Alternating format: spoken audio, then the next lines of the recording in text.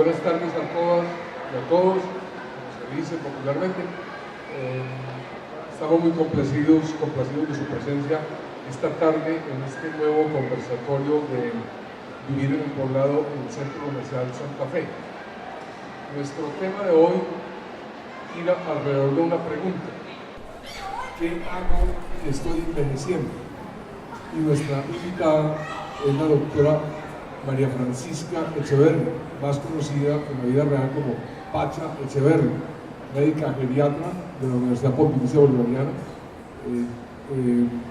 codirectora o directora del Ciruelo, asesora del Ciruelo, si usted tiene su nombre, y una experta en todo lo que tiene que ver con la vejez, el envejecimiento, y con ella vamos a hablar de este tema que en principio alguien dirá no resulta apasionante, pero con la mirada tan irreverente, tan iconoclasta de Pacha, vamos a terminar entendiendo que es mucho más apasionante de lo que se podría pensar. Pacha, bienvenida, ¿cómo está usted? ¿Yo le puedo decir Pacha? Claro, ese es mi nombre comercial, el genérico es Francisca y no me reconozco. Lo primero que yo quiero mencionar con la venia de Pacha es que Pacha es hija de uno de los mejores escritores de Antioquia y de Colombia, Arturo Echeverri Mejía, quien falleció ya hace 50 años, pero cuya obra literaria ha marcado a muchas generaciones de escritores en Antioquia, y en el caso particular mío como novelista fue decisivo para empujarme a escribir las cosas tan terribles que escribí. Pacha, un breve recuerdo de tu papá. Tenía 6 años cuando se murió. Me crié con una foto que le tomó Carvajal en blanco y negro de su cara, que era un hombre muy bonito, muy pinta, sí. Muy pinta, y con una mujer que se murió de 75 años, completamente enamorada de ese hombre y de ese recuerdo. Solo eso. Eso y lo que nos dejó escrito. Sí. Arturo Echeverri murió en 1964, a los 45 años. Dejó viuda a la mamá de Pacha, a Beatriz Harry, a los 31 años. Pero fue una historia de amor extraordinaria. Beatriz, siendo una sardina, decidió acompañar al capitán Arturo Echeverri, por cuanto él era capitán de infantería de marina. Decidió acompañarlo al Bajo Cauca a montar una finca. Para el Bajo Cauca de 1950, una cosa completamente inhóspita, como dice que alguien hoy le diga a la novia: vamos a montar una finca en el Guayare, ¿sí? O en Baupés, y después a Urabá. Una historia muy bella, que supongo yo repercutió de manera muy positiva en tu vida. Sí. Perdóname que empiece por ahí, pero es que para mí Arturo Echeverri es una figura muy importante de la literatura, y bueno, no puedo pasar. Antes, mil gracias, y sobre todo por tenerlo en el recuerdo. Vamos a tratar de revivirlo y de sacar su obra que está perdida, pues perdida no, está en silencio. Él tiene 4 novelas, pero 3 de ellas son unas novelas muy potentes. El hombre de Talara, Bajo Cauca y Marea de Ratas. Él tenía una visión parecida a la de su hija sobre la sociedad, muy cicuta, pero al mismo tiempo muy optimista sobre lo que podría pasar, optimista en el sentido de confiar en el espíritu humano. Pacha, venga, comencemos por lo elemental que siempre hacemos en estos conversatorios. Si vamos a hablar de vejez, ¿usted cómo define vejez? ¿Qué es la vejez? La vejez empieza, si lo ponemos como desde la descripción de la Organización Mundial de la Salud, es la etapa de la vida que comienza a partir de los 60 años. ¿Sí? Igual como dices, de primera infancia, segunda infancia, adolescencia, la vejez comienza a partir de los 60 años. Aquí ya hay una que me abrió los ojos. Óigala pues, que a los 90. Pero bueno, eso estuvo muy... Eso suena muy duro. Una definición técnica. Eso es una definición técnica, pero que a la larga también es real. O sea, porque a los 60 años hay muchos cambios a nivel social, a nivel familiar, a nivel fisiológico, pero no veamos la vejez como algo que nos llegó a los 60 años y nos atropelló. Recuerden una cosa, la vejez no es mala, la adolescencia no es maluca, estar en embarazo no es una desgracia, ¿sí? Cada etapa de la vida tiene su proceso y yo creo que eso es lo que tenemos que llegar a normalizar. Que la vejez la veamos como algo igualito que cualquier momento de la vida. ¿Qué es lo que más nos asusta la vejez? De la última etapa y lo que se sigue de la muerte. Entonces la gente ve la vejez como si fuera más bien la antesala de la muerte. Pero todo lo que comienza, termina. Entonces no nos den miedo, pero sí. Este siglo los geriatras nos quedamos sin trabajo, si no empezamos desde los 60 años. Entonces arranquemos por ahí. Supongo que antes en la legislación se empezaba más temprano, porque cuando yo era joven, los viejos eran las personas de 50 años. De 50 años, sí. Mis tíos me decían que era para conseguir más clientela y cuando yo llegué a los 50 lo subieron a los 60. Entonces no me fue tan mal. Pero aparte de esta definición jurídica en edades, ¿cuáles son las principales características de la vejez? Yo creo que todos, pues, conocemos viejos, hemos compartido la vida con viejos, no nos sentimos viejos, aunque ya de repente estamos a punto de acercarnos a eso, pero ¿cuáles son como las características más sobresalientes de la vejez? A ver, lo que pasa es que tú acabas de decir una frase que al anteponerla a la pregunta o incluirla dentro de la pregunta ya marca ese proceso y es no nos sentimos viejos. ¿Qué es sentirse viejo? Si yo a cualquiera de ustedes le pregunto qué es una cosa vieja, la gente me va a decir algo que no sirve, algo que tengo que botar. Y yo les voy a contar una historia. Muy recién casada, me enamoré de una olleta, no era una olleta, era una olla de cobre espectacular en un anticuario. Y cuando yo la compré, la logré comprar con mucho esfuerzo, vi que tenía unas iniciales. Y esas iniciales y el monograma que tenía correspondía a una paciente mía que vivía en el Parque Bolívar en ese momento. Cuando le dije yo, ay, no puedo creer, compré una olla de cobre divina, creo que es tuya o de tu familia, ella me miró y me dijo, guau, ¿cómo es? Y yo hacía así, no, ay, yo la boté por vieja y yo la compré como antigua. ¿Ah? Entonces, ¿dónde está el valor del significado de lo viejo? Entonces nosotros siempre hemos visto las cosas viejas como algo inútil, algo que no sirve, algo que ya acabó, y desgraciadamente un tema que yo creo que es importante tratar, algo que se le aplica el ya pa' qué. ¿Se le aplica el qué? El ya pa' qué. ¿El ya pa' qué? El ya pa' qué. ¿Qué es eso? El ya pa' qué es. Mi abuelo va a cumplir 90 años y todo el mundo le compra pijamas de regalo. Mi papá necesita un audífono, mire señora, su papá necesita un audífono, ay no, doctora, ¿ya para qué? O doctora, hagámosle esto a mi mamá, ay no, mi hija, ¿ya para qué? ¿Sí? Entonces, mi mamá quiere conocer el mar, ¿ya para qué? Claro que en estos días llevaba una señora a conocer el mar y desgraciadamente se cayó y se fracturó, pero se cayó porque las olas la empujaron, pero no apliquemos el ya para qué a todas estas personas que llegan a la vejez. Y ese es el miedo, es como frenar de un momento para otro el derecho a seguir viviendo y el derecho a tener una vida normal. Ese es el problema de ser viejo. No somos conscientes de que estamos envejeciendo, pero a medida que vivimos, pues estamos muriendo un poco y estamos también envejeciendo, ¿o no? Muriendo. Muriendo. No. Al nacer no empezamos a morir. No. Uno llega a la vejez porque hizo todo un proceso de envejecimiento. ¿Qué es un proceso de envejecimiento? Desde que uno se une ese óvulo con el espermatozoide para que la persona pueda ir creciendo, las células se van dividiendo, van madurando y uno va pasando. Nace, se vuelve niño, tenemos competencia, ¿cierto? ¿Ya? Ah, bueno, alguien que se perdió. Y en ese momento, desde la gestación, empieza el envejecimiento. Entonces no es que yo empiece a envejecer a los 60 años.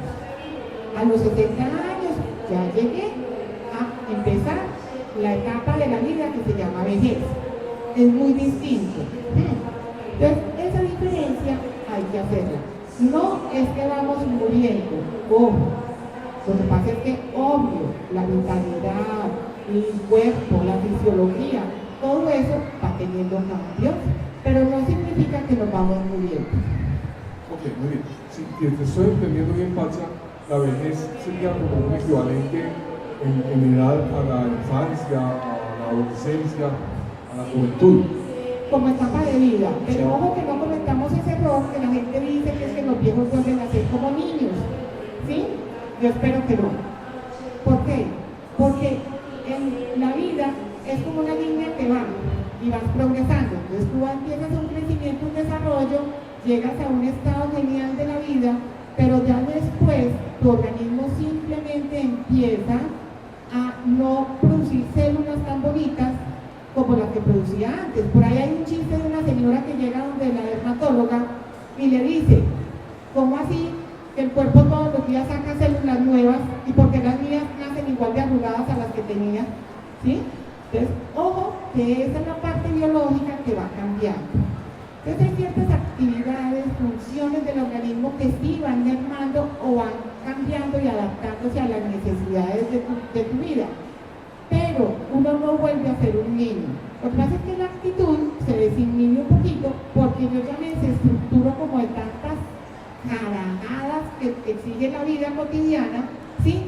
Me quito la corbata, me quito la media velada, mi tiempo es mío, y eso hace que mi actitud sea mucho más espontánea que cuando yo tengo 50, 40 años y estoy todavía cumpliendo funciones determinadas. Venga, usó una palabrota. Desestructurar, ¿qué es eso? ¿Qué es desestructurar? A ver, lo que pasa es que, no nos digamos mentiras, pero yo creo que a todas, y no menciono a los hombres, porque a todas las mujeres que estamos acá, las mamás nos dijeron, hay que ser y parecer. ¿Se acuerdan? Niña, hay que ser y parecer. Y esa estructura nos fue llevando. A ellas sí le dijeron que están pareciendo que no lo dijeron. ¿Vale? No, anda tranquila. No, es que me están haciendo ahí. A ellas sí le dijeron, pero mira, están pareciendo que no lo dijeron. Hay que ser y parecer, y eso te hace a ti. Pero ¿qué dices que pareciera que no les dijeron? Porque la mayoría, ahí me doy cuenta que tiene 60 años. Pero no, porque ya la sociedad ha ido cambiando, entonces ya no, la mujer vieja tiene que tener la mantilla negra, no tiene que tener la falda larga, pero tampoco esta sociedad que hemos creado de la Cuchi Barbie, donde hay que plastificarse tanto, como digo yo, que uno se siente y rebota, se acuesta boca abajo y rebota. Todo lo que ustedes quieran, no peleo con la cirugía plástica porque me parece el mejor psiquiatra que hay para una mujer, pero tampoco al extremo, ¿sí?, de conservar una eterna imagen juvenil frente a un proceso interno que estamos viviendo. Estabas hablando de desestructurar. ¿Qué es desestructurar finalmente? Desestructurar es que tú cumples una función determinada. Tú eres el doctor fulanito de tal, tú eres la señora de fulanito de tal, tú eres el presidente de tal empresa, tú eres el que lidera el barrio tal, y cuando llegues a quitarte todas esas presiones externas, tú eres capaz de decir, mire, yo no soy un papel determinado, yo no soy una función determinada, yo soy fulanito de tal, creo en esto, disfruto de esto es valioso, esto no es valioso, esto es lo que vale la pena, ¿sí? Y cojo un criterio por experiencia de vida que hace que yo valore o me aferre a cosas o que las deje a un lado. Entonces como que me quito el papel que tenía y dejo de ser personaje y aprendo a ser persona. Esa es la gracia de llegar al tema. Eso lo hacen las personas que están llegando a viejo. Dejan de ser personajes para volverse personas. Yo siento que hay dos maneras de aproximarse a este tema. Uno es, bueno, los menores de 60 años que están envejeciendo pero que aún no son viejos. Y ahí incluyo también a las personas que tienen parientes, papás, abuelos viejos, ya personas de 75, 80 o más años. Se vive distinto esa situación. Si yo soy una persona de 45, 50 años, empezar a prepararme para la vejez implica una cantidad de complicaciones, ¿o no? Lo que pasa es que uno debería prepararse para todas las etapas de la vida, pero digo que gracias a Dios no se prepara. Uno no se prepara para ser papá, uno no se prepara para ser empleado, uno no se prepara para ser abuela, uno no se prepara para ser adolescente. Y yo el otro día... Uno se prepara para el matrimonio. Usted sí. Eso es lo bueno, la espontaneidad del día a día, que está uno preparado. Tengo una persona que está acá y el otro día me decía, me dio mucha angustia sentirme vieja, y yo les hago la pregunta a todos, que se la dice también a ella, es ¿miedo o qué sentimos cuando nos vino la primera menstruación? Los hombres no, pero los hombres, pongamos con la primera erección, también deben de haber sentido algún miedo, como le dijo el hijo a mi prima, mami, esto tiene pilas. Si vieran dónde está el on y el off, como digo yo, pero es una cosa distinta. Miedo cuando salimos de bachillerato y no sabíamos si íbamos a poder entrar a una carrera. Miedo cuando nos presentaron el jefe y pensar que al otro día teníamos ya que empezar a cumplir un horario por siempre.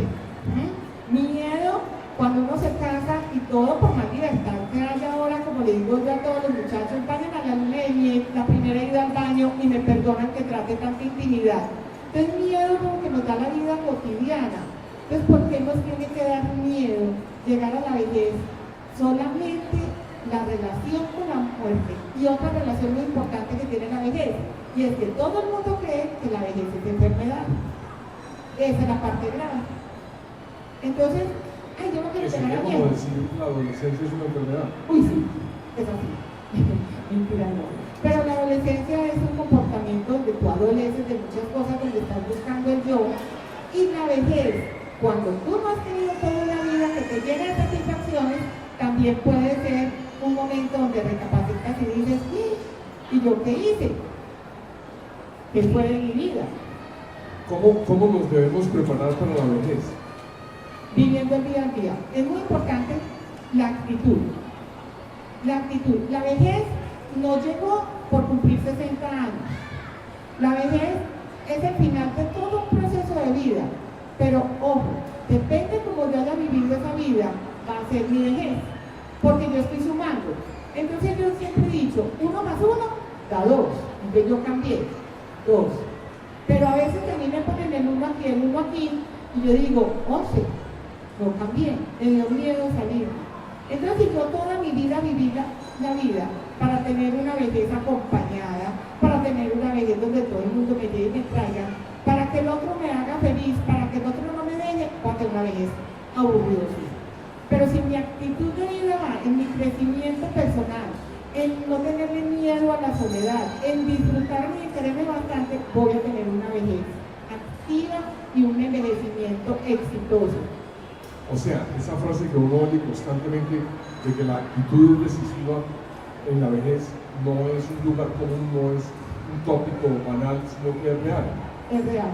Lo que pasa es que uno no puede pretender que la personalidad del ser humano cambie por etapas de la vida, sino dependiendo de sus características va a vivir cada condición de vida. Lo que pasa es que la persona que llega vieja no deja de ser el individuo que ha sido siempre.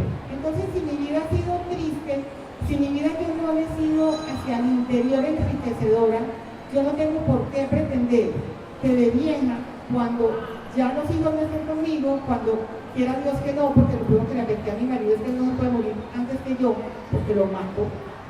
En esa parte, si yo no la vivo a plenitud desde mi adolescencia o desde que yo soy dueña de mí misma, yo voy a tener una vejez muy desgraciada.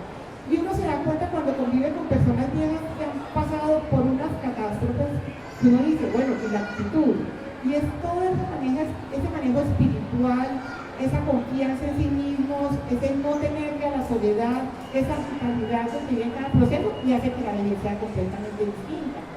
En cambio hay gente que lo tiene todo, pero siempre han esperado que el otro le dé la felicidad, que lo acompañe, que le haga. Esa vejez es muy mala. Hay personas con pocos años que se comportan como viejos, ¿no? Aburridos, pero no viejos. Ok. Sí, quiero decir, claro, está bien, está aprendiendo. Se comportan aburridos. No, pero no me meto por ahí porque... ¿Qué tal casi no se acabar con la conferencia aquí? Pacha, venga, doctora Pacha. Pero son distintas las vejeces de los hombres y las mujeres. Toda la etapa de la vida tiene dos géneros y el hombre vive su proceso diferente al de las mujeres. El hombre, hablo del hombre que en este momento ya está jubilándose, los que vienen en los próximos 20 años va a ser un envejecimiento distinto, pero al hombre lo educaron para ser productivo y ser responsable. A la mujer la educaron para ser cuidadora y entregarse a los demás. Entonces, cuando el hombre se jubila, como las administraciones, toda la vida empresariales han sido, entra a las 7 de la mañana, salga a las 7 de la noche, produzca. El hombre no tiene tiempo para ir a un cine, cree que pierde tiempo si está haciendo un deporte, si se lee un libro, lo intenta leer y se queda profundo, ¿sí? La pregunta que llega y dice a la casa es: mi hija, ¿qué hay de comida? Prendió el noticiero y ya. Cuando se jubila le pasa lo que le pasó a don Juan. Les va a contar. Don Juan era un señor, los ojos. Don Juan era un señor que llegó un día y estaba trabajando en la empresa, un trabajador, y la niña que era la trabajadora social de la empresa le dice: ay, don Juan, venga, lo voy a invitar a un curso de prejubilados, porque es que usted ya tiene 70 años. Y don Juan la mira y le dice: niña, no me haga perder el tiempo. Y la muchachita salió y él llegó a la casa curioso, la señora no sabía qué le pasaba. El hijo llegó y le dijo el fin de semana: ay, papá, ven, me voy a casar. Y llega Juan y dice: ¿qué? No seas ocioso, irresponsable, ¿con qué va a sostener la mujer? No, papá, tengo 32 años. ¿Y a qué hora? Por allá como al mes llega la hija y le dice: papá, ¿vas a ser abuelo? Papá, es que hace 5 años me casé. Y llega donde Clarita Pérez, la trabajadora social, el lunes y dice: señorita, ¿usted de qué me habló? Venga, hizo el curso de jubilación, se jubiló matado de la dicha y llegó a la casa y le dijo a la señora: no me esperen que hoy me despido, me van a despedir porque voy a salir jubilado. Llegó por la noche y encontró a la señora envuelta en toda la cobija, no le dejó ni esto ni una sabanita, volteada para el otro lado en pijama amarilla. Al otro día quería dormir, primer día de su vida que no tenía que madrugar, y empezó a oír ruidos.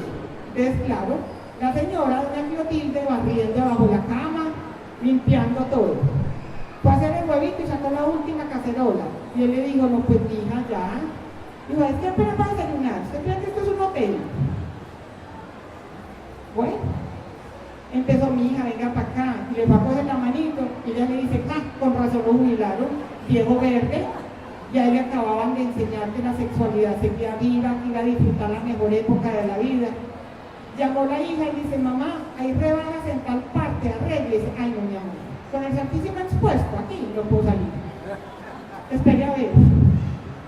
Llegó el día del padre y como ya está jubilado Juan, el hijo le llevó suéter carmelita, la hija le llevó babuchitas carmelita y entre todos una reclibobática carmelita, reclibobática carmelita.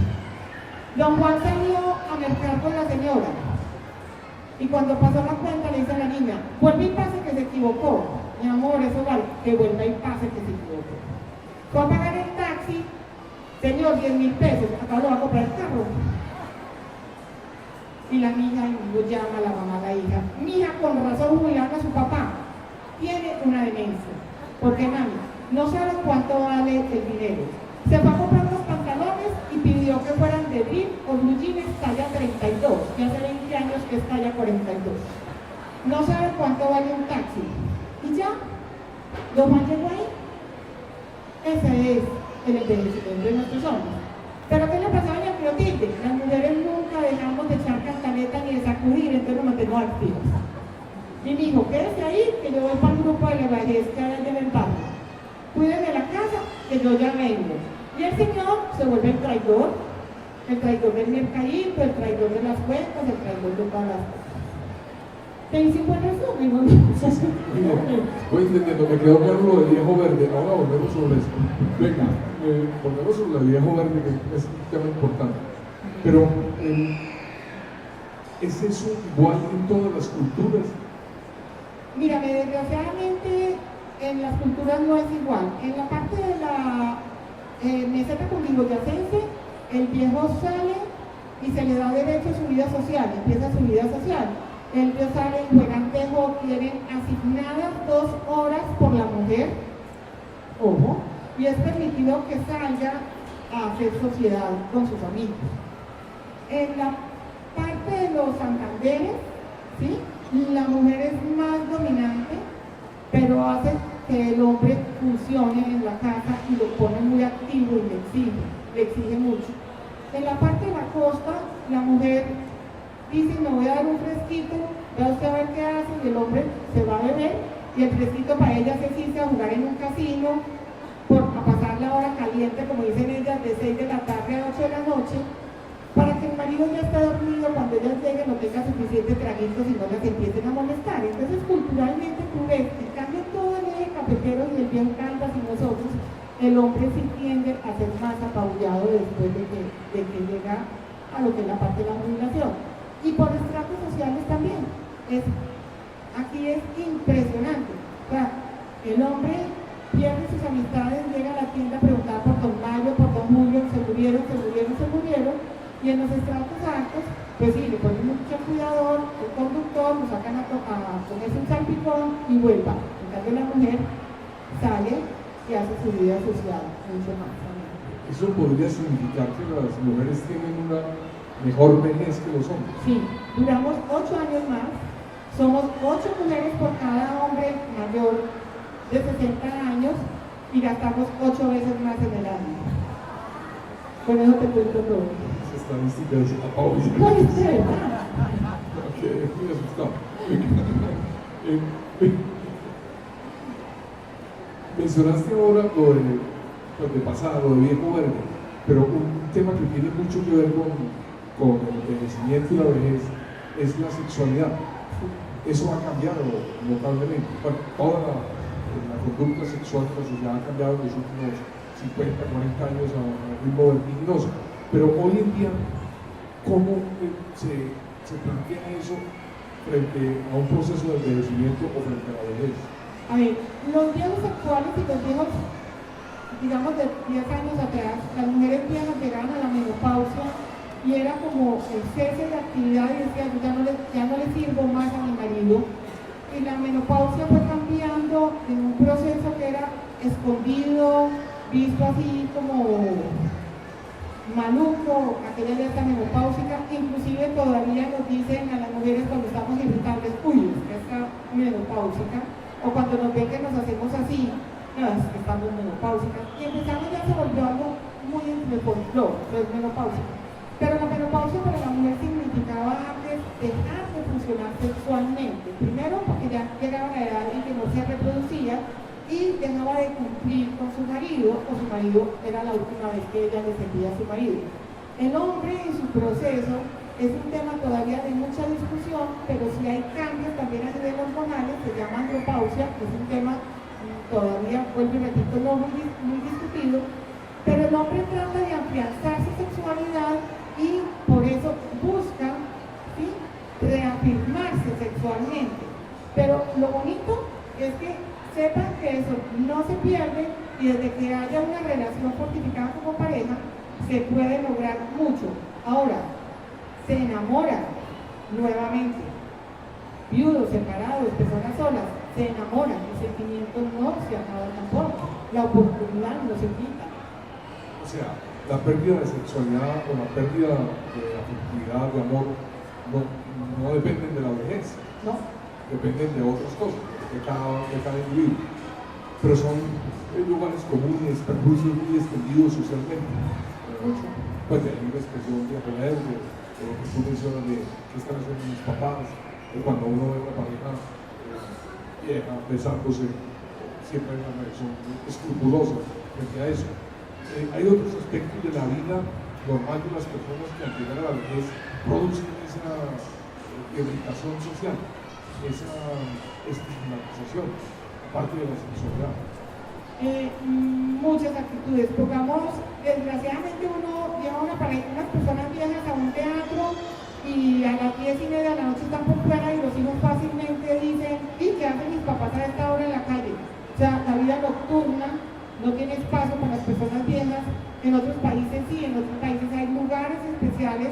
Las barreras arquitectónicas acá hacen que la persona se encierre, ¿sí? Pongamos la oriental. Ustedes han vuelto a pasar la oriental, es que aquí nadie baja al centro. ¿Han vuelto a pasar la oriental con Maracaibo últimamente? Bueno, ese muñequito que corre, ustedes no se imaginan. Yo me quedo esperando y para mí es un desafío y corro. Y una vez oí un mocoso alumno mío del CES, no perdió la materia, pero...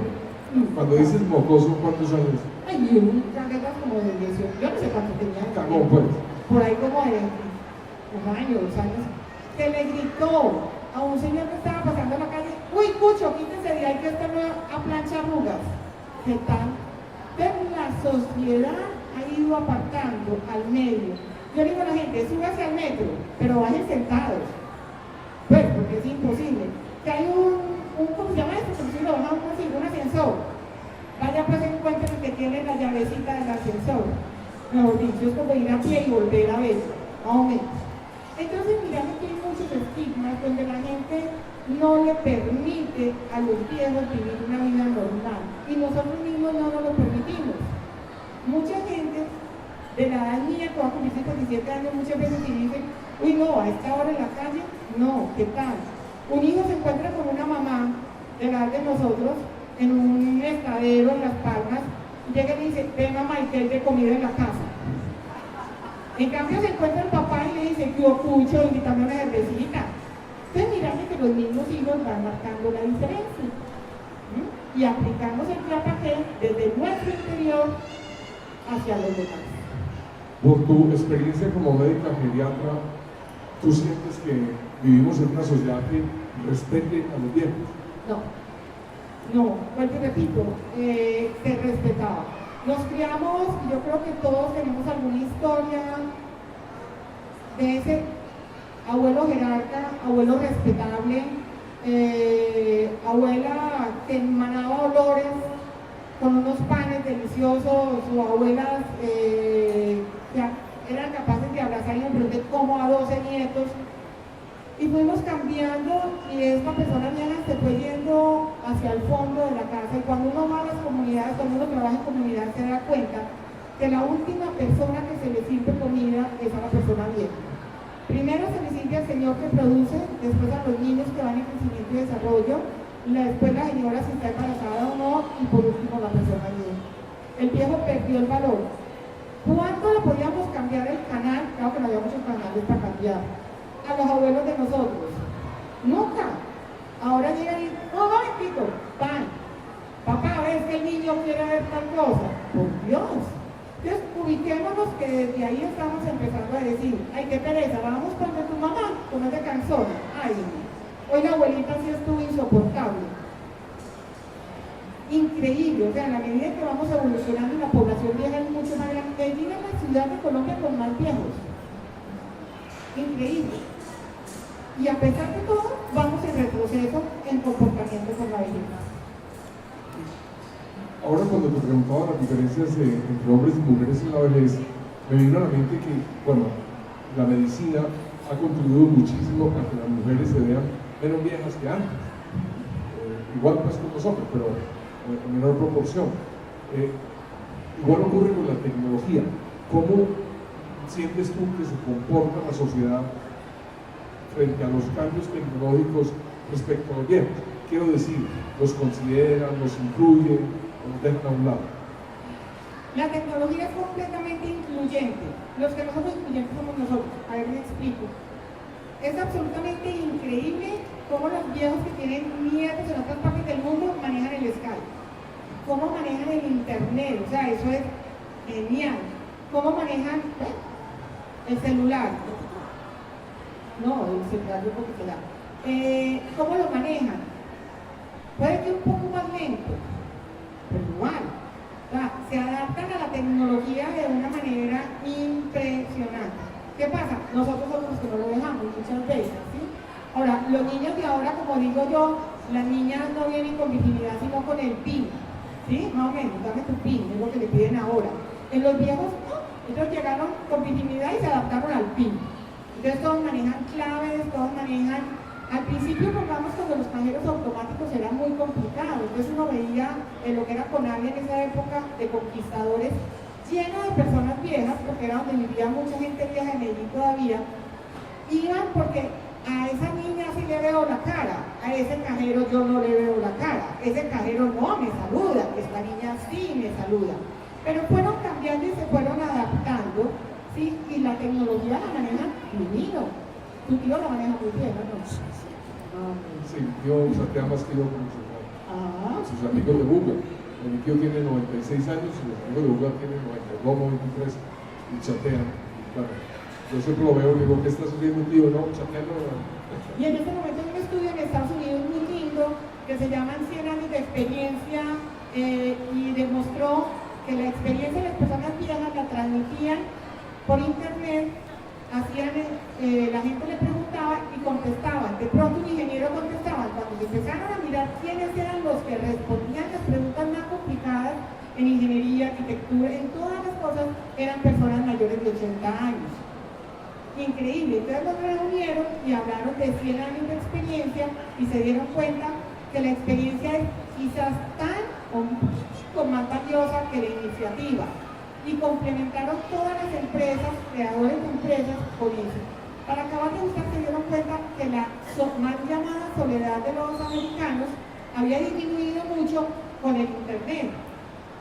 Porque así como nosotros decimos que estos muchachos ahora no se saludan cuando están frente a frente, pero se saludan por el chat, ellos sí conversan por el chat también, por el Skype. ¿Ves? La soledad, entre comillas, disminuyó. Hay una especie como de tópico. Uno ve a un viejo de 70 años o más, 80 años, y tiende a decirle abuelito o abuelita. Es más, en Medellín se ha popularizado mucho la expresión madre, ¿no? Cuando estás en el metro o en algún lugar y un joven cede el paso a una señora de edad y dice madre, sin saber ser madre, y a un viejito, a uno lo trata de abuelito, papito, mamita. ¿Qué hay de eso? Eso incide sobre las personas de edad, las personas que no son abuelas, que las traten de abuelas. Sí, primero, no todos vamos a ser abuelos, pues yo espero ser abuela, no sé, pero eso no depende de mí, eso depende de mis hijas. O sea, yo no puedo determinar mi condición o mi papel en la familia por lo que mis hijas quieran o no quieran. Entonces yo no sé si vaya a llegar a ser abuela. No por ser viejo, se es ni bobo, ni demente, ni abuelo. Ojo con esto, tenemos que ser muy claros. Es lo mismo, o sea, ya yo decidí mi vida, pero si yo tuve hijos o no los tuve, mis hijos son los que deciden su vida. Entonces, el ser abuelo es un papel, una condición. ¿Qué pasa? Que desgraciadamente ser abuelo se convirtió en ser cuidador de todos los nietos. Y no les dejamos espacio. Somos tan descarados que a veces llegamos y le decimos, ven mamá, vos que no tienes que hacer nada, cuídame a los muchachitos. Pues, y la mamá resulta que tenía que ir al banco o a reunirse con las amigas, pero uno olímpicamente le dice, vos que no haces nada, cuídame a los muchachitos. Yo una vez leí algo del presidente Carlos Lleras Restrepo que decía, un hombre se pasa toda la vida estructurándose, estudiando, aprendiendo, practicando, madurando, y cuando llega a la plenitud de su inteligencia, a la plenitud de su experiencia, de su madurez, a los 65 años, lo apartan de un codazo. ¿Qué sociedad puede ser esta en donde se desprecia y se desplaza la experiencia y la sabiduría? Ese comentario de Gerard Restrepo fue precisamente antes de la crisis del 82, cuando en los años 70 todos los hijos salieron a estudiar por fuera y llegaron a reemplazar a sus papás. Y fue la crisis económica dura del año 82 y él decía, ¿dónde está la experiencia? Y me acuerdo que Bernardo Forero Benavides le contestó una frase que también dice un tío mío, la puedo decir, de una palabra, la experiencia es como la mierda, nadie la agarra y menos si es ajena. Pero como dijo Bernardo Forero Benavides, es divina la frase, vamos a ver el verdad. Pero hay sociedades en donde se respeta eso. Sí, mírame, las grandes sociedades del mundo tienen la cultura de lo que es la genialidad. Ojo con la palabra genialidad. La palabra genialidad, pongamos en el Japón el árbol principal no es el cerezo como creemos nosotros, sino el ciruelo. Porque es el único árbol que en medio de la nieve más impresionante saca una ramita y florece. Eso se llama genialidad para los japoneses. Es aquel que tiene un saber, no la sabiduría, porque la sabiduría ya es maestro de maestro, pero por el hecho de ser viejo tiene un saber. Un saber que sabe si es aplicable o no es aplicable, pero no un saber estático, ¿sí? Sino que es un saber que sabe que es moldeable, no es rígido para que no se quiebre, sino que es moldeable según los cambios. Porque la gente en el envejecimiento exitoso es porque es capaz de adaptarse a todos los cambios, ¿sí? Pero con sabiduría. No como el bobo de Peque que lo sentaron allí y quedó contento. No, es cambios que van dando porque el saber le va dando esa genialidad para adaptarse a las cosas. Se vive una época muy juvenil, o sea, quiero decir, la sociedad ha hecho y hace permanentemente una apología de los jóvenes y de la juventud. Eso termina perjudicando a los viejos. Sí, en la medida que se excluyan las imágenes con las cuales convivimos cotidianamente y cuando se hace una publicidad, porque trabajas en publicidad, cuando se hace una publicidad para personas viejas, pongamos por incontinencia o para un viaje o para una vivienda especializada, se ponen siempre parejas muy bonitas. Yo digo pues que traídas de la estratosfera, porque eso no se ve. Entonces la publicidad tampoco es acorde cuando se habla de la vejez. Entonces te pelea con la arruga, te pelea con la cana, te pelea con que ya estamos más bajitos, te pelea con la barriguita, pues te pelea con usted. Pero eso es general en todo, o sea, en la radio las emisoras cada vez son más adolescentes, en la televisión los programas apuntan a la juventud y la belleza, los medios impresos tienden a arrinconar lo que tenga que ver con edades distintas a eso. Pero eso es por un silencio pasmoso. Yo les digo que muchas de las culpas las tenemos nosotros que nos quedamos callados y nos vamos acomodando a que el otro vaya ocupando espacio. Entonces, yo tengo unos nietos, así, venga amigo, pase pues tranquilo por ahí. Yo no he visto últimamente ninguna persona que tenga nietos y que le diga, un momentito, qué pena me da, esta es mi casa, si se van a portar bien, se quedan, y si no, se van. No la conozco. Entonces, hombre, después decimos, es que la casa es de mis nietos, ¿sí? No, abuela, es que voy a jugar, quita la mesa y empieza a tirar balón. Ay, Dios mío, bendito, nunca. Entonces no es inhibir al otro ni volver pues a la época de la regla, del guarapazo con la regla, pero sí hacernos respetar como seres que tenemos una vida, que hemos vivido, que tenemos una experiencia y que eso va a ayudar inclusive a que el otro muchachito aprenda lo que son los límites, que el manejo de los límites que se perdieron. Entonces quiten mucho de ahí, no estorben, es lo mismo. Y por eso, desgraciadamente, desde la política de envejecimiento, juntaron la vejez con discapacidad. No, yo no hablo de discapacidad, yo hablo de capacidades diferentes. Y el viejo tiene capacidades diferentes, actitudes diferentes, experiencia de vida que lo hace vivir de forma diferente y de acuerdo. Me parece, pues, no creo que me equivoque si afirmo que la mayoría de nosotros aquí, de los que estamos presentes, tenemos o papás, o tíos, o suegros, ya en una edad provecta, o sea, personas de 80 años o más. ¿Qué nos recomiendas tú a nosotros? ¿Cómo debemos tratar a esos viejos? A los papás de 80 años, al tío de 90, nosotros que aún nos sentimos jóvenes. Ay, hijo, no le ponen chupo cuando llega a la casa. En este retroceso en que andas. Bueno, cada quien. A ver, lo principal yo pienso que es, voy a decir una cosa horrible, pero las familias paisas somos muy castrantes. ¿Por qué somos castrantes? Igual que con los hijos. La aceite de la tarde y póngase en el suelo. Con los papás somos iguales. Está muy tarde para que mi papá salga, hagamos una fiestecita pero que sea hasta temprano, no vamos allá que no sé si mi mamá pueda ir hasta allá. ¿Ah? Mamá, no comas eso que te hace daño. Uno criado a punta de frijoles y aguapanela todos los días. Y después somos tan descarados que decimos que una hamburguesa nos hace daño. Lo que sea. El hecho es que somos muy castrantes y los limitamos. Después de que los limitamos y los volvemos dependientes, empezamos a decir, ay, ¿qué voy a hacer con mi mamá? Me tiene loca. No va a mercar si no es conmigo. Ay, ¿quién empezó a decir que no fuera sola? ¿Sí? Entonces empezamos a parecernos y dejamos de disfrutarnos. O cuando empezamos a tratarnos como unos bebés, ay, tan linda la cuchita, siento que tiene. Por Dios, que falta de respeto. Digo, hágase de cuenta que van con el nieto, con el hijo del pediatra, y el pediatra le dice, ay, cucú, le lleve, que yo lo examino. Yo salgo corriendo. ¿Sí?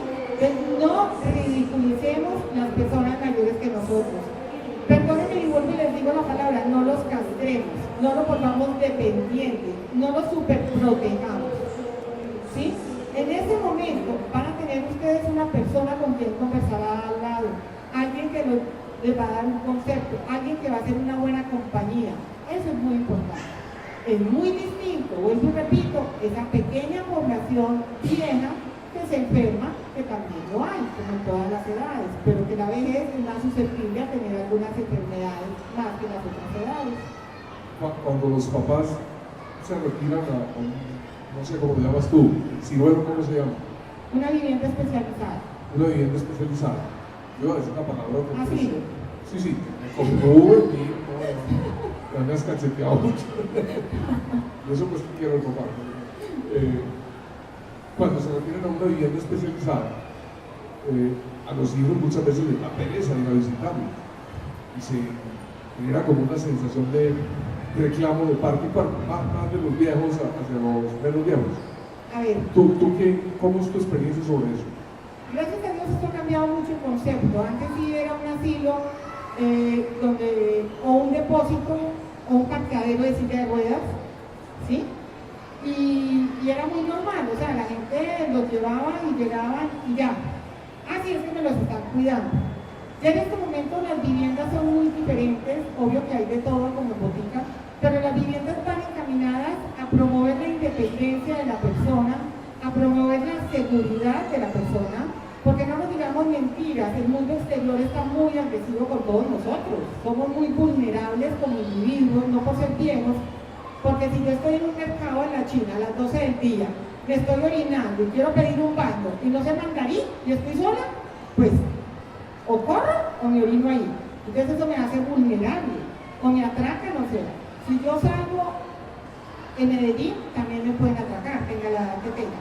Pero una persona vieja es muy vulnerable en el sentido de que desgraciadamente hemos visto historias de cuidadores que los sobremedican o dejan las puertas abiertas o que empiezan a conversar porque no conversa con nadie, entonces en la calle hablan con el gamín, con el que cuida allí y se vuelven muy vulnerables, entonces en un sitio de estos les da seguridad. Entonces eso es una vivienda atendida especializada, es muy importante. Pero las familias, a lo contrario de lo que tú dices, cuando se hace esto, la familia empieza ahí sí a disfrutarla y deja de padecerla. ¿Sí me explico?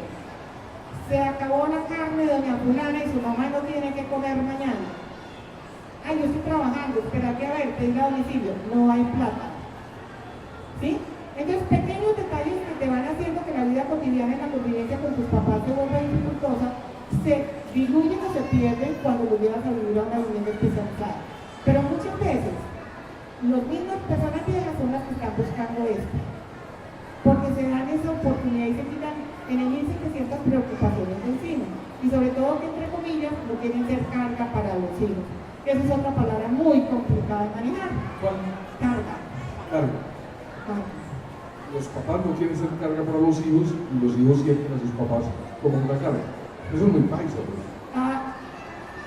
La rifa del fin de semana. Se les salió el juez, ¿viste? El juez se me salió.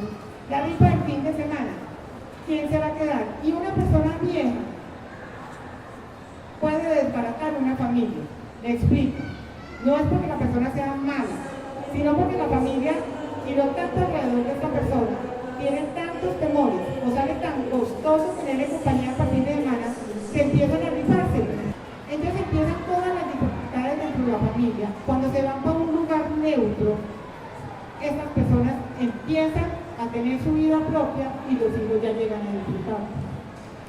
Venga, Pacha, pero voy a preguntarle algo. No siempre las relaciones entre los padres y los hijos son como en las telenovelas o en los manuales de psiquiatría y de psicología, no son excelentes. Hay dificultades, hay tensiones, hay desde ira hasta en algunos casos extremos odio. Esos sentimientos no desaparecen con la vejez de los papás. ¿Cómo se maneja eso? A ver, lo que pasa es que lo peor que se puede tener en cualquier relación es la culpa y el pesar. Ahí ya flaqueamos. Si yo le tengo pesar a mi marido o tengo una culpa que esconderle a mi marido, llegué perdiendo. Lo mismo pasa con los papás. O sea, uno no puede pedir, ay, es que este señor no viene a hacerle la visita, perdóname, ¿cómo es la historia del señor? Ah, no, bebió toda la vida, acabó con todo lo que tenía, guarapeó a la mamá. Por Dios. ¿Quién le paga? Los hijos, pero no lo quieren ver. Por lo menos le están buscando un bienestar al papá.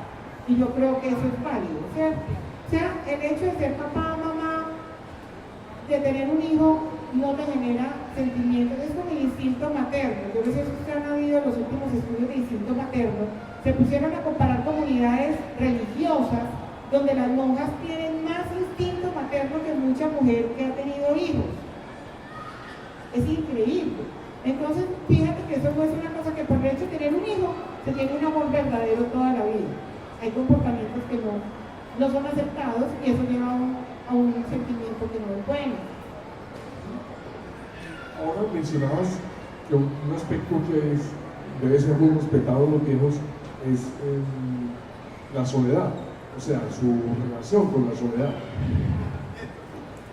La soledad, lo que pasa es que la soledad es algo que el individuo no sabe manejar. Y lo digo no sabe manejar o no sabemos manejar, porque no nos hacemos amigos de la soledad.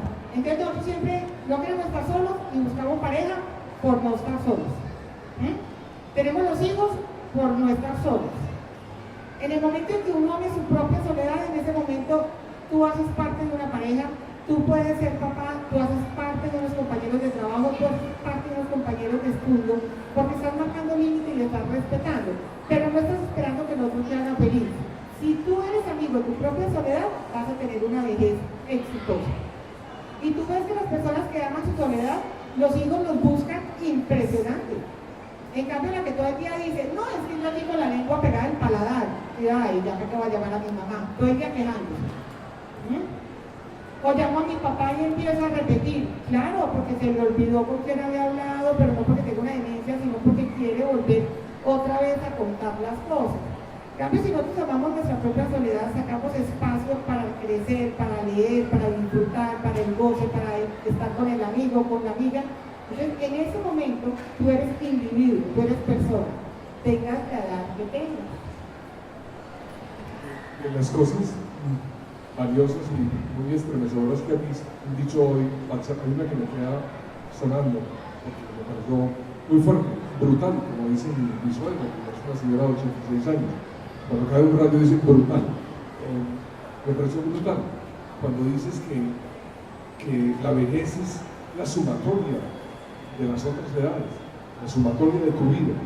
Quiero volver sobre eso porque me parece profundamente sabio lo que has dicho. Lo que pasa es que uno no puede llegar a los 60 años, ir a cambiar la cédula, cambiar la foto y decir, bueno, liquid paper. No, yo a los 60 años ya tomé decisiones. tomé decisiones si me casaba o no me casaba, tomé decisiones si me cogía un vicio o no cogía un vicio, tomé decisiones si abusé de la comida o no abusé, tomé decisiones que me hicieron que llegara a los 70 años de determinada manera. Pero lo más lindo de todo es que cuando yo ya tenga 70, esa sumatoria me enseña a dejar de ser personaje y me dice, mire, tú eres persona. Esa es la diferencia. Esa sumatoria hace, vuelvo y te digo otra vez, que te desestructures, te despoje de tanto ligamento y te diga, valió la pena lo que hiciste, no lo valió, pero si valió la pena, disfrútalo. No haga cuentas en negativo. Ustedes me imagino que como ya todos podemos entrar al banco por internet, uno coge y entra, y cuando está lleno de rayitas negras, uno dice, ay, Dios mío, ¿en qué me gasté? Y uno empieza a mirar el closet, el zapato, o la camiseta de la hija, y uno dice, allá está lo positivo. No vivamos de lo negativo. Esa es la parte más importante. La suma nunca va de la mano a la resta. Ah, no. Eso me enseñaron en matemáticas y la perdí. Okay. Pancha, antes de abrir el micrófono al público, quiero abordar un último tema. Cuando se llega a una edad avanzada en la vejez, el misterio de la muerte empieza a rondar tanto al viejo como a quienes no son los viejos. Tu experiencia alrededor de eso, ¿qué te ha enseñado? ¿Cómo es la muerte? ¿Cómo la viven los viejos? ¿Cómo la viven los hijos, los viejos, los parientes, los seres queridos de los viejos? Mira, ha sido una experiencia en medio de todo muy linda. La gente dice a veces, ustedes no se acostumbran a la muerte, y yo digo, no, pues cada muerte nos enseña una cosa hermosa, que es una compañera mía que trabaja con este proceso, Olguita, va a ser muy atrevida, voy a hablar de eso. Pero lo más lindo es que yo digo a la gente, mientras vaya pedaleando, no se preocupe por la meta, sino que vaya mirando qué le va mostrando cada pedaleada de la vida. Cuando le tienen pánico a la muerte, la gente le tiene pánico por dejar a la familia, la gente le tiene pánico a la muerte porque no sabe para dónde va. Yo tuve una experiencia hace más o menos cuando Juan Pablo II dijo que no había ni cielo ni infierno. ¿Se acuerdan? La gente iba al consultorio y decía, doctora, pero si yo toda la vida viví para ganarme el cielo, ¿para dónde voy a pegar? Y yo digo, ¿vio? ¿Para qué se preocupó por la meta? Todos vivimos en cuándo me va a llegar la jubilación. Uno empieza a trabajar y desde el primer día dice, ¿cuándo me va a llegar la jubilación? Y así es después de los 70 años, ¿cuándo será que me muero? ¿Cuándo será que me muero? Es que no veo la hora de morir. Entonces la gente ve la muerte más como una salvación de una cantidad de situaciones y de vacíos. Y yo le digo, ojo, el que más acosa se monta de último al bus. Y duran los que se quieren morir impresionante. Pero ya cuando llega el momento de la muerte, se vive la muerte como se vivió la vida. Yo digo que lo que dicen los viejos es más sabio, ¿sí? Que hasta el momento de la muerte se vive como se es y se muere como se fue. Entonces esto es verdad y esto hay que acompañarlo, pero muchas veces es el entorno el que no facilita la muerte, el egoísmo del entorno. Pero el que tenga fe, el que no la tenga, el que crea en uno, el que crea en dos, lo que sea, siempre tiene que saber que terminan funciones, ¿sí? Pero como dicen por ahí, el problema no es la muerte. El miedo de nosotros es a la morida, como dice el montañero, que es distinto. Pancha, ya para abrir el micrófono, ¿cómo podríamos seguir? Si yo te pido un buen consejo, o un consejo para tener una buena vejez, ¿tú qué me dirías? Permítase.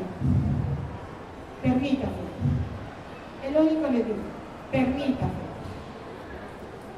Permítase. No más. A los 25 años, una persona, una empresa ya no la va a tener, a los 55 años lo está votando. ¿Cómo va a ser esa contrariedad? El Estado por un lado y la empresa por el otro.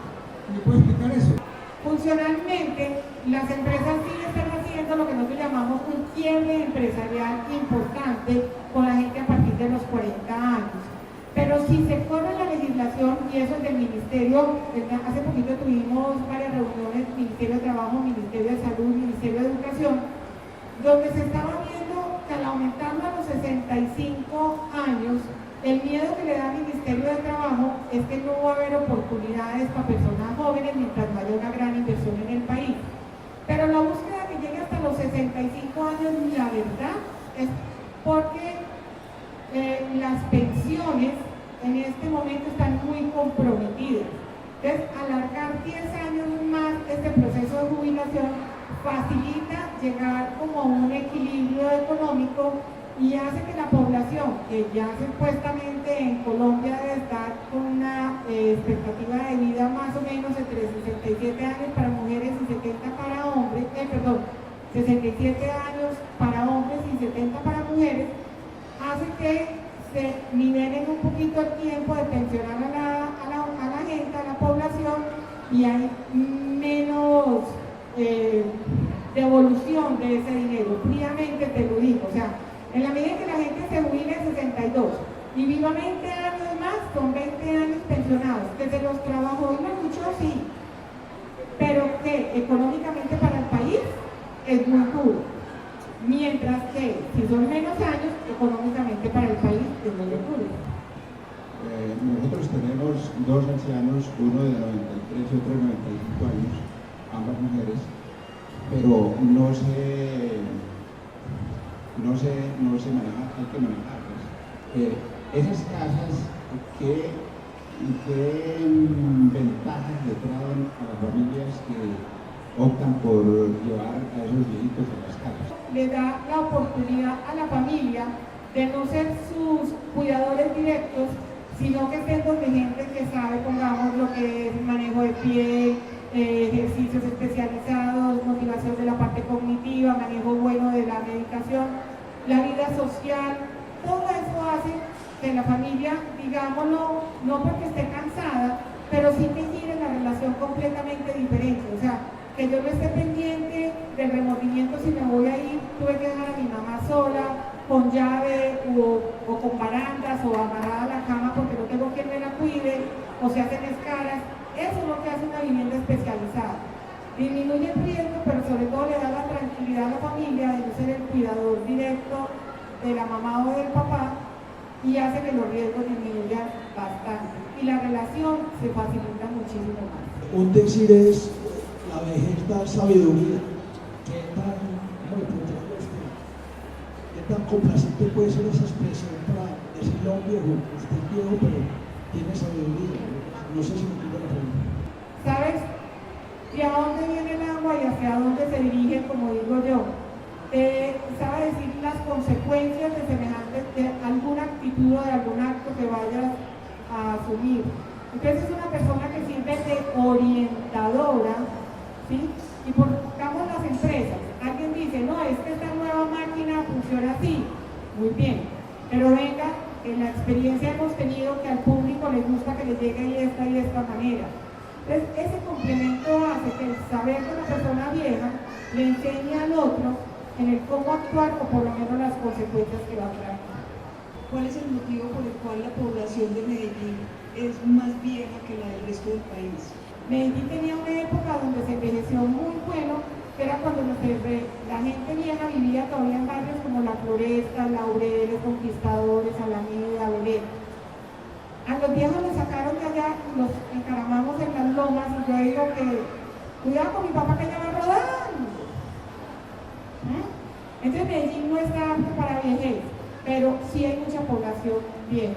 Fuera de eso, la pirámide de Medellín, por la violencia que hubo en los años 90, se estrechó por ser una población en guerra. Entonces los muchachos entre los 18 y los 35 años se mueren, antes por violencia y ahora por accidentalidad. Y eso hace que se aumente porcentualmente las personas en la población. ¿Qué podría uno hacer en el caso de una persona mayor? Le tiene miedo a la soledad, pero no quiere irse a una casa de vivienda especializada. Es muy importante saber por qué es ese miedo a la soledad, manejar con la familia, empezar a promocionar los centros días con esa persona o gente de afuera que vaya a hacer ciertas terapias a la casa. La parte de psicología, la parte de gerontología, que vayan y conversen con ella, la parte de fisioterapia, hasta que esta persona vea que puede tener un bienestar. Ahora, la soledad, definitivamente, ese miedo a la soledad hay que estudiar, hay que mirar qué pasó, qué vacío hay en su interior, y es muy importante, vuelvo y te repito, ese acompañamiento profesional de esta persona. Porque si lo llevas a la fuerza, ¿sí? Pues bueno, va a entender al poquito tiempo que va a estar bien. Y muchas veces sucede, es como cuando la mamá deja a los muchachitos en la guardería y se fueron y adiós, se quedó llorando y el muchachito se adaptó, ¿sí? Puede sonar muy violento, pero a veces se le demuestran otras cosas a esta persona mayor y una oportunidad de vida. Pero hay que hacer mucho acompañamiento, sobre todo a la familia, porque cuando yo tengo miedo a mi soledad, yo te estoy manipulando a ti. No me dejes sola, cuidado, que yo no sé qué. Y no nos digamos mentiras. Todos de por sí somos manipuladores. Pero hay edades donde nos volvemos más manipuladores. Y esa es una de ellas.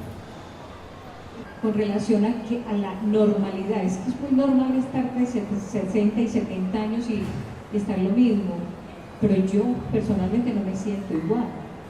Si yo tengo una actividad durante una mañana, desde las 6 de la mañana a 2 de la tarde, ya el descanso y siento que lo necesito y él no. Entonces yo digo, bueno, entonces, ¿cuál es la tal normalidad de mi edad o la no normalidad? Me siento normalidad es para la edad que tienes. ¿Me explico? O sea, acuérdate que el embarazo pongamos antes, para ponerte un ejemplo. Ay, no, cuidado, no haga esto, estoy embarazada. No, hasta que lo normalizamos. En embarazo me canso más, en embarazo me da más sueño, ¿sí me explico? O sea, es normalizar el hecho de que si yo necesito un descanso porque trajiné toda la mañana, es normal. Mi organismo no responde lo mismo que cuando respondía como respondía cuando tenía 20 años. ¿Sí me explico? Que era lo normal para los 20, lo normal para los 30, lo normal para los 40. Entonces es saber que eso que pasa es normal. ¿Sí? Este conversatorio puede ser visto en la página de YouTube de Vivir en el Poblado a partir del 24 de julio, o sea, a partir de la semana entrante. Doctora María Francisca, muchísimas gracias por su asistencia. Estamos realmente complacidos y nos deja usted un peso. Muchas gracias.